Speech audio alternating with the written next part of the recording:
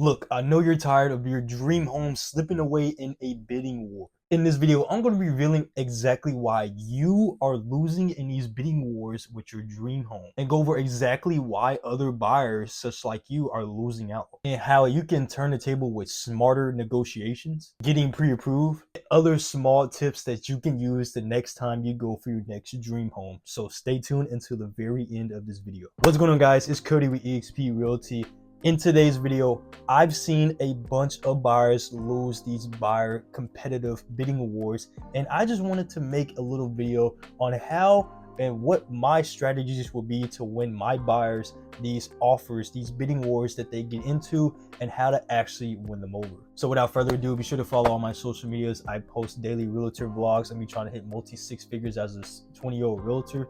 And if you're a buyer and you're tired of these losing bidding wars and you need an aggressive agent who's going to negotiate for you, be sure to contact me down in the description below. So without further ado, let's get right into why you are losing these bidding wars. Number one, the importance of getting pre-approved. Now, every video, Cody, you're like, oh, pre-approved, pre-approved, pre-approved. Guys, you need to get pre-approved. It's the most important thing ever, especially when you show that pre-approval letter to a seller. You're letting them know that you are super serious on offering this property and getting this property. The biggest mistake some home buyers make is not getting pre-approved. They may be approved, but not showing proof that they are pre-approved. That is a cheat code to some sellers. Like I said earlier, that shows that you're serious and you have the funds ready to go when you offer, and you're most likely to get accepted when you throw that in with the offer that you're offering for the property. So reach out to your mortgage lender, whoever you get pre-approved from. Make sure you get pre-approved before you start touring homes, and also get that pre-approval letter and show that in your offers. Number two, mastering the bidding wars. Guys, this is coming from a guy who actually starts bidding wars with their listings. I'm going to give you insights on how to actually win bidding wars as a buyer. So there are two ways that you can win a bidding war from. So number one is strategy is key. Sometimes buyers may think, okay, let's offer a bit more over the listing price. It may be a bit tempting, but that's not always the case. In this situation, you can offer listing price, but offer competitive incentives like paying closing costs, getting a way faster closing date, really saving the seller on costs can really get you an accepted offer. And number two, also consider escalation clauses. These automatically increase your offer to a maximum limit, which can really help you without overpaying. And also, you got to remember timing matters. Like I said, if you can offer with great incentives and a quicker closing date versus any other offers that are in the offers, which probably have like normally 30 days, and it could really be the normal 30 days. If you want to get it closed within 15 to 10 days, you're most likely to get accepted because you're the quickest one. And not only that, you're offering best incentives, paying closing costs. You're more likely to get accepted because your offer looks way stronger than the offer that is going to give more money, because you never know what the seller wants. They might want a quicker closing date. They might want to get rid of the property just like that. So it's not always a good thing to offer a little above listing price. Not saying don't do it, but it's not always the case. Sometimes timing can really win a bidding war. Number three, this is going back to what I said to number two, negotiating to win the deal. Look, this might sound a little cheesy, but I put this on my list because I've seen it work. Number one, you can offer a little personalized offer letter. You can send a seller a little heartfelt letter like saying, hey, I really love your home. This is my best offer. Hey, the buyer and the seller may be close. You guys may be close, and there's multiple offers on the property from other random stranger buyers who are looking to offer on the property.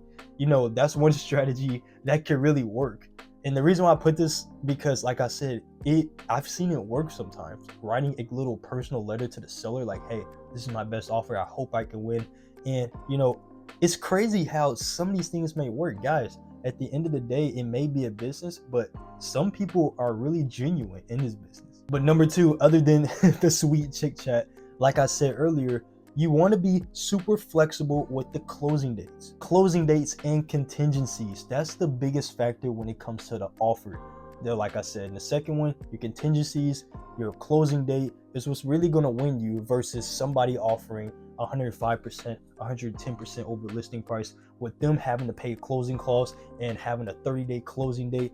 That offer with a closer closing date with offering listing price and offering to pay some closing costs or even pay all their closing costs is way better than an offer, like I said, that is worth $305 or $310,000, for example. And number three, working with a buyer's agent who's going to work with you and who's going to negotiate with you. Guys, I don't have to explain this part.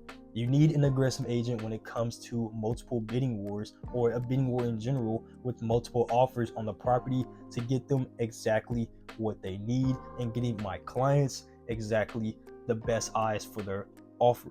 Structuring a competitive price and competitive contingencies for the buyer to give to the seller. Last, number four, obviously you need mindset. A bunch of buyers sometimes have egos, and whenever they get rejected, it can really ruin their day. It can ruin their opportunity to buy a next home. They think that everybody in the world is against them. They don't think that, hey, it's just they especially if they find their dream home and they get rejected super bad, they think they just blame the world. They get mad at the agent, they get mad at everybody around us, and it's just like, maybe it just wasn't your time. So have that mindset of whatever happens, it happens for a reason. If you don't get the house, it's okay. Another opportunity will come. I mostly give my buyers off-market opportunities. This is where I basically cold call people for houses that exactly what they're looking for, see if they want to sell it, so I can give my buyers a great opportunity that's not on the market. That way they have no competition. That way we can get them into the exact home that they want. But going back to topic, you don't want to get mad whenever you don't get accepted. And number two, you want to keep learning. Learn from your mistakes. Why didn't you get the offer accepted? Was it the lack of contingencies? Was it, number one, the pre-approval letter? Did you need to get most of these steps? Just continue learning throughout the way. Maybe you got rejected for your first home, the second home, maybe the third time's the charm for your next home. But then the third time, you'll know exactly what to do if you come across another bidding war. And number three, which is the biggest of them all, be patient. Guys, like I said, it maybe wasn't your time. Maybe this next home you're looking for, maybe this is the one for you. Maybe the home that you lost the offer on just wasn't your time. It just wasn't meant for you.